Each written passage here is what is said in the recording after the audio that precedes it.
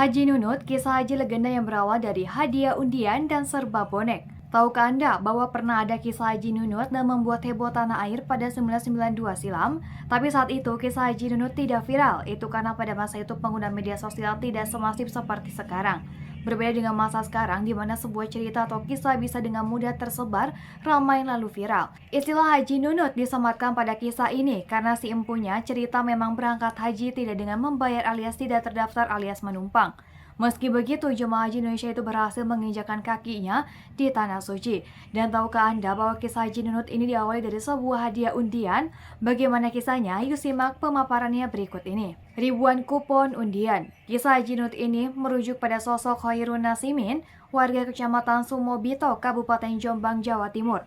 Khairun Nasimin sendiri sudah memiliki keinginan yang sangat kuat bisa menunaikan ibadah haji sejak 1990. Nasimin oleh tetangganya dikenal sebagai sosok yang selalu mengenakan kopiah putih. Kopiah itu bisa dipakai oleh seorang yang sudah pernah melaksanakan ibadah haji. Karena itu, orang-orang juga sudah memanggil Pak Haji karena ia selalu mengenakan kopiah putih bulat. Hal itulah yang semakin memacu semangatnya agar bisa secepatnya menunaikan ibadah haji. Sayangnya, dia tak memiliki uang, tidak memiliki uang untuk membayar BPIH yang saat itu sebesar 6 juta. Sementara biaya haji di tahun tersebut sudah mencapai 25 juta. Dia juga tak memiliki tabungan yang cukup untuk dibayarkan sebagai ongkos naik haji. Karena tekadnya sudah membumbung tinggi, berbagai cara ia lakukan. Salah satunya dengan selalu mengikuti berbagai undian yang berhadiah haji. Bahkan dia pernah sampai mengirimkan hampir 1.000 kupon undian berhadiah. Harganya akan membuat semakin besar dirinya bisa memenangkan hadiah utama berupa ibadah haji di Tanah Suci. Tapi sayangnya tidak satupun ribuan kupon itu membuatnya memenangkan undian hadiah ibadah haji. 5.000 pemberian ibu. Harapan Khairun Nasimin mulai terlihat saat ia salah satu kupon undian yang ia kirimkan ternyata benar-benar menang dan mendapatkan hadiah. Tapi hadiahnya yang didapat bukan ibadah haji, melainkan hadiah berupa emas seberat 5 gram. Tanpa pikir panjang karena sudah sangat ingin berhaji, ia lalu menjual emas tersebut yang saat itu berharga 70.000. Meski belum cukup, Khairun membelanjakan uang itu untuk membeli perlengkapan haji. Dari pembelajaran perlengkapan haji, uangnya tersisa 49.000. Dia pun memiliki tambahan uang pemberian dari ibunya sebesar 5.000, masih jauh dari cukup. Tapi Haji Nunut ini tak mau menyerah, keinginannya sudah bulat, tekadnya sudah terlalu kuat. Berbekal uang seadanya itu, ia memutuskan berangkat ke Surabaya dengan menaiki bus. Dari ibu kota Jawa Timur itu, dia melanjutkan perjalanan dengan angkot hingga ke Bandara Juanda di Sidoarjo. Bonek, banyak yang menyebut bahwa Khairun Nasimin berangkat berhaji dengan bonek alias bondo nekat alias berbekal nekat. Itulah bonek dipopulerkan Dahlan Iskan yang saat itu adalah bos salah satu media besar tanah air, Jawa Pos. Istilah itu ditujukan kepada supporter tim Persebaya Surabaya yang saat itu hanya memiliki bekal serba nekat. Setiap pendukung tim kesayangannya itu bukan hanya di Surabaya tapi juga sampai keluar kota bahkan sampai keluar pulau. Karakter itu pula yang nilai cukup melekat pada orang-orang Jawa Timur. Nah, sesampainya di Bandara Juanda, Khairun Nasimin sempat kecewa karena saat itu tidak ada rombongan haji yang akan diberangkatkan. Beruntung pada hari itu seorang memberitahunya bahwa akan ada pemberangkatan jemaah haji Kloter 9 pada pukul 19 waktu Indonesia Barat. Ternyata benar rombongan calon jemaah haji tiba di bandara sesuai jadwal.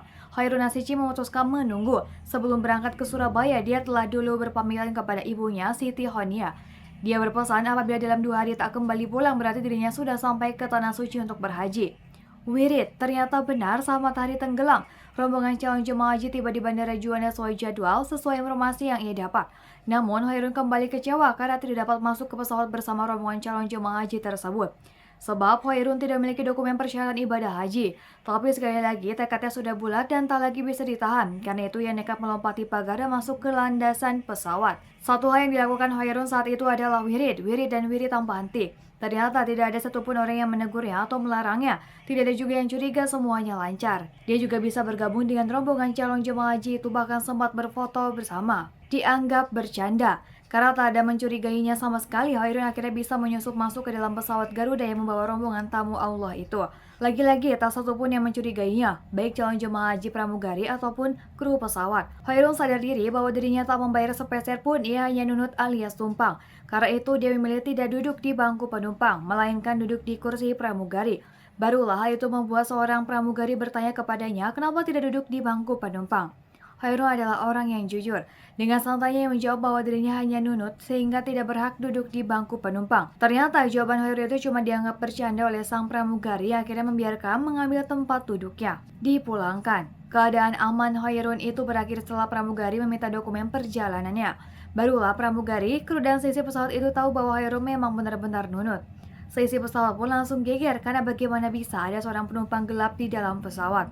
Sayangnya saat itu pesawat sudah mengudara dan tengah menuju ke Tanah Suci. Beruntung, dari sekian calon jemaah haji ada dua orang yang mengenalnya. Keduanya adalah Harto dan Yazid. Keduanya juga berusaha meyakinkan seisi pesawat bahwa Hairun memang benar-benar ingin naik haji, tapi tidak memiliki uang. Mendengar cerita dan kejujurannya, seluruh jemaah haji pun bersipati dan siap patungan membantu biaya perjalanan ibadah haji Hairun.